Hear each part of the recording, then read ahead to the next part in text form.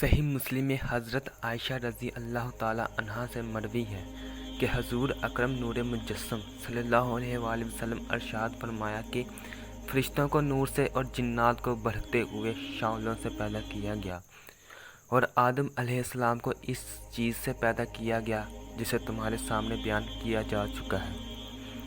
امام حسن بصری رحمۃ اللہ علیہ فرماتے ہیں کہ ابلیس پلک جھپکنے کے برابر بھی فرشتوں میں سے نہ تھا۔ حضرت شہر بن حوشب فرماتے ہیں کہ ابلیس جنات میں سے تھا۔ جب جنات نے زمین میں فساد پھیلایا تو اللہ تعالیٰ نے زمین پر فرشتوں کا ایک لشکر بھیجا۔ فرشتوں نے انہیں قتل کیا اور سمندری جزیروں میں دھکیل دیا۔ ابلیس ان میں سے تھا جنہیں فرشتوں نے قید کر لیا تھا اور اپنے ساتھ آسمانوں پر لے گئے تھے۔ پس جب ملائکہ کو سجدے کا حکم دیا گیا تو ابلیس نے انکار کر دیا اور لعنت کا طوق اپنے گلے میں ڈال لیا۔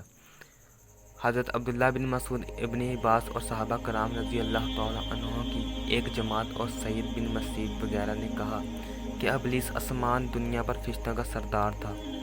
ابلیس کا نام حضرت ابن عباس رضی اللہ تعالیٰ عنہ فرماتے ہیں کہ ابلیس کا نام عزازیل تھا۔ آپ ہی سے ایک روایت یہ بھی ہے کہ اس کا نام حارث تھا۔ نقاش کہتے ہیں کہ اس کی کنید ابو قردوس تھی۔